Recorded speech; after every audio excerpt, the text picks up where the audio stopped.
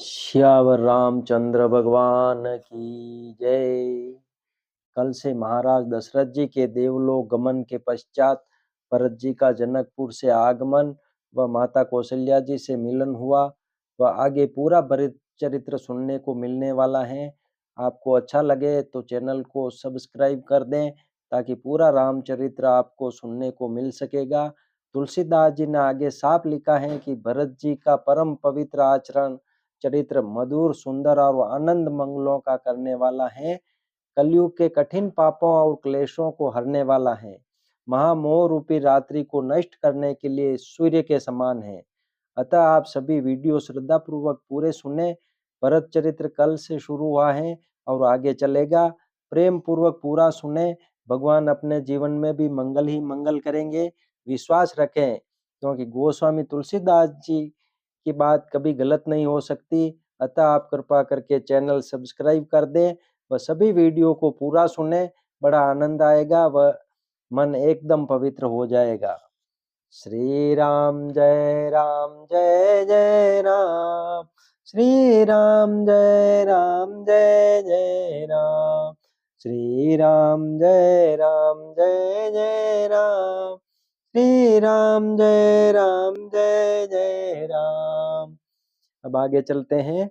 जो लोग वेदों को बेचते हैं, धर्म को दूर लेते हैं, चुगलखोर हैं, दूसरे के पापों को कह देते हैं, जो कपटी, कुटिल, कलह प्रिय और क्रोधी हैं, तथा जो वेदों की निंदा करने वाले हैं और विश्व भर के विरोधी हैं, जो लोभी, लंपट और लालचियों का आचरण करने वाले हैं, जो पराई धन और पराई स्त्री की ताक में रहते हैं, हे जननी, यदि इस काम में मेरी सम्मति हो तो मैं उनकी भयानक गति को पाऊं। ये बात भरत जी कौशल्या माता जी को बोल रहे हैं।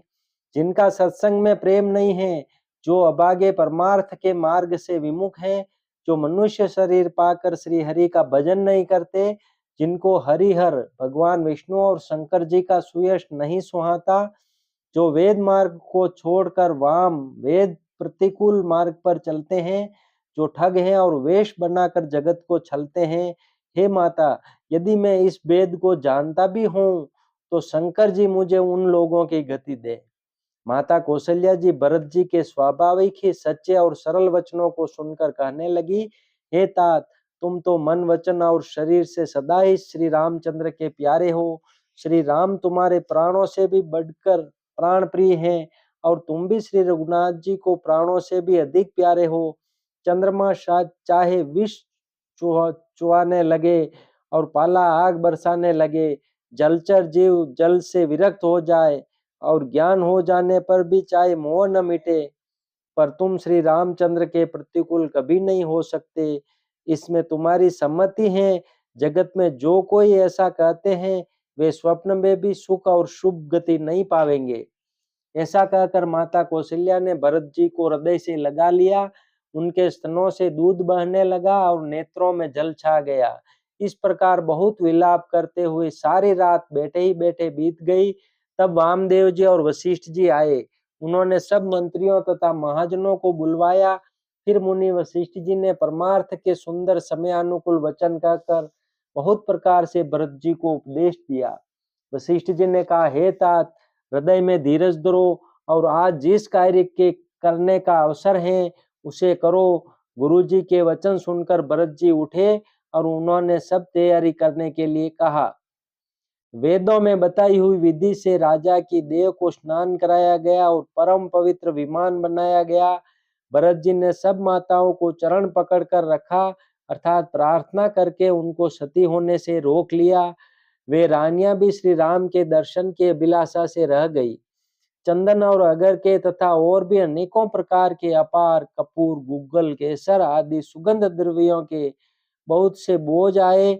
सरयू जी के तट पर सुंदर चिता रचकर बनाई गई, जो ऐसी मालूम होती थी मानो स्वर्ग की सुंदर सीढ़ी हो। इस प्रकार सब दाह क्रिया की गई और सबने विधि पूर्वक स्नान करके तिलांजलि दी। फिर वेद, स्मृति और पुराण सबका मत निश्चय करके उसके अनुसार भरत जी ने पिता का 10 गात्र विधान 10 दिनों के कृत्य किया। मुनिश्रेष्ठ वशिष्ठ जी ने जहां जैसी आज्ञा दी वहां भरत जी ने सब वैसा ही हजारों प्रकार से किया। शुद्ध हो जाने पर विधि पूर्वक सब दान दिए। गौएं तथा घोड़े, हाथी आदि अनेक प्रकार की सवारियां, सिंहासन, गहने, कपड़े, अन्न, पृथ्वी, धन और मकान भरत जी ने दिए। भूदेव ब्राह्मण दान पाकर परिपूर्ण काम हो गए, अर्थात उनकी सारी मनोकामनाएं अच्छी तरह से पूरी हो गई। पिताजी के लिए भरत जी ने जैसी करनी की वह लाखों मुखों से भी वर्णन नहीं की जा सकती। तब शुभ दिन शोध कर श्रेष्ठ मुनि वशिष्ठ जी आए और उन्होंने मंत्रियों तथा सब महाजनों को बुलवाया। सब लोग राजसभा में जाकर बैठ गए। तब मुनि ने भरत जी तथा शत्रुघ्न जी दोनों भाइयों को बुलवा भेजा। भरत जी को वशिष्ठ जी ने अपने पास बैठा लिया और नीति तथा धर्म से भरे हुए वचन कहे। पहले तो कैकेयी ने जैसी कुटिल करनी की थी, श्रेष्ठ मुनि ने वह सारी कथा कही। फिर राजा के धर्मव्रत और सत्य की सराहना की, जिन्होंने शरीर त्याग कर प्रेम को निभाया। श्री रामचंद्र जी के गुण, शील और स्वभाव का वर्णन करते करते तो मुनिराज के नेत्रों में जल भर आया और वे शरीर से पुलकित हो गए। फिर लक्ष्मण जी और सीता जी के प्रेम की बड़ाई करते हुए ज्ञानी मुनि शोक और स्नेह में मग्न हो गए। मुनिनाथ ने बिलख कर दुखी होकर कहा, हे भरत, सुनो भावी, होनहार बड़ी बलवान है। हानि लाभ, जीवन मरण और यश अपयश ये सब विधाता के हाथ में है। ऐसा विचार कर किसे दोष दिया जाए और व्यर्थ किस पर क्रोध किया जाए। हे तात, मन में विचार करो, राजा दशरथ सोच करने के योग्य नहीं है। सोच उस ब्राह्मण का करना चाहिए जो वेद नहीं जानता और जो अपना धर्म छोड़कर विषय भोग में ही लीन रहता है। उस राजा का सोच करना चाहिए जो नीति नहीं जानता और जिसकी प्रजा प्राणों के समान प्यारी नहीं है। उस वैश्य का सोच करना चाहिए जो धनवान होकर भी कंजूस है और जो अतिथि सत्कार तथा शिव जी की भक्ति करने में कुशल नहीं है। उस शूद्र का सोच करना चाहिए जो ब्राह्मणों का अपमान करने वाला, बहुत बोलने वाला, मान बढ़ाई चाहने वाला और ज्ञान का घमंड रखने वाला है। पुनः उस स्त्री का सोच करना चाहिए जो पति को छलने वाली, कुटिल, कलह प्रिय और स्वेच्छाचारिणी है। उस ब्रह्मचारी का सोच करना चाहिए जो अपने ब्रह्मचर्य व्रत को छोड़ देता है और गुरु की आज्ञा के अनुसार नहीं चलता। उस गृहस्थ का सोच करना चाहिए जो मोहवश कर्म मार्ग का त्याग कर देता है। उस सन्यासी का सोच करना चाहिए जो दुनिया के प्रपंच में फंसा हुआ है और ज्ञान वैराग्य से हीन है। वानप्रस्थ वही सोच करने योग्य है जिसको तपस्या छोड़कर भोग अच्छे लगते हैं। सोच उसका करना चाहिए जो चुगलखोर है, बिना ही कारण क्रोध करने वाला है तथा माता पिता, गुरु एवं भाई बंधुओं के साथ विरोध रखने वाला है। सब प्रकार से उसका सोच करना चाहिए जो दूसरों का अनिष्ट करता है, अपने ही शरीर का पोषण करता है और बड़ा भारी निर्दयी है। और वह तो सभी प्रकार से सोच करने योग्य है जो छल छोड़कर हरि का भक्त नहीं होता। कौशल राज दशरथ जी सोच करने योग्य नहीं है, जिनका प्रभाव 14 लोकों में प्रकट है। हे भरत, तुम्हारे पिता जैसा राजा न तो हुआ, न है और न अब होने का ही है। ब्रह्मा, विष्णु, शिव, इंद्र और दिक्पाल सभी दशरथ जी के गुणों की कथाएं कहा करते हैं। हे तात, कहो उनकी बड़ाई कोई किस प्रकार करेगा जिनके श्री राम, लक्ष्मण, तुम और शत्रुघ्न सदी के पवित्र पुत्र हैं। राजा सब प्रकार से बड़भागी थे, उनके लिए विषाद करना व्यर्थ है। यह सुन और समझ कर सोच त्याग दो और राजा की आज्ञा सिर चढ़ाकर तदनुसार करो। राजा ने राजपद तुमको दिया है, पिता का वचन तुम्हें सत्य करना चाहिए। जिन्होंने वचन के लिए ही श्री रामचंद्र जी को त्याग दिया और राम विरह की अग्नि में अपने शरीर की आहुति दे दी। राजा को वचन प्रिय थे, प्राण प्रिय नहीं थे। इसलिए हे तात, पिता के वचनों को प्रमाण सत्य करो। राजा की आज्ञा सिर चढ़ाकर पालन करो, इसमें तुम्हारी सब तरह भलाई है। परशुराम जी ने पिता की आज्ञा रखी और माता को मार डाला। सब लोग इस बात के साक्षी हैं। राजा ययाति के पुत्र ने पिता को अपनी जवानी दे दी। पिता की आज्ञा पालन करने से उन्हें पाप और अपयश नहीं हुआ। जो अनुचित और उचित का विचार छोड़कर पिता के वचनों का पालन करते हैं, वे यहाँ सुख और सुयश के पात्र होकर अंत में इंद्रपुरी स्वर्ग में निवास करते हैं। राजा का वचन अवश्य सत्य करो, शोक त्याग दो और प्रजा का पालन करो।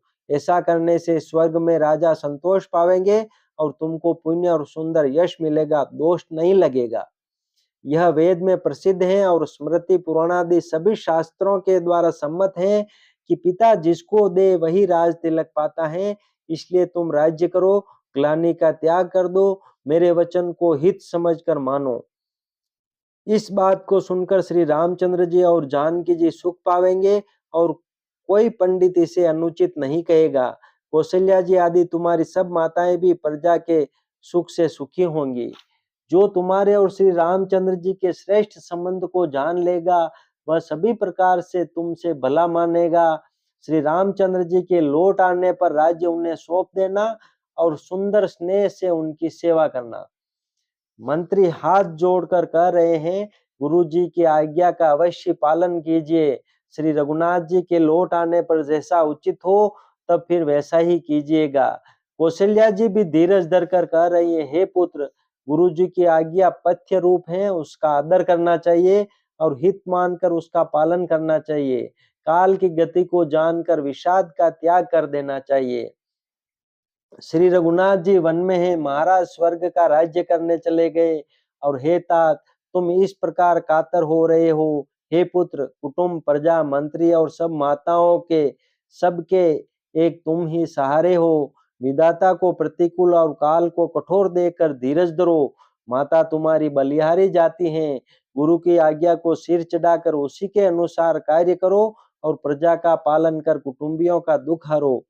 भरत जी ने गुरु के वचनों और मंत्रियों के अभिनंदन अनुमोदन को सुना, जो उनके हृदय के लिए मानो चंदन के समान शीतल थे।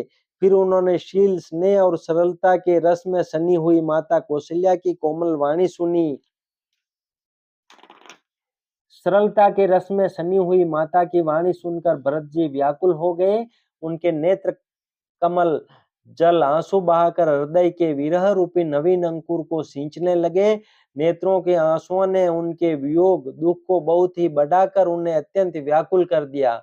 उनकी वह दशा देखकर उस समय सबको अपने शरीर के सुध भूल गई। तुलसीदास जी कहते हैं, स्वाभाविक प्रेम की सीमा श्री भरत जी की सब लोग आदर पूर्वक सराहना करने लगे।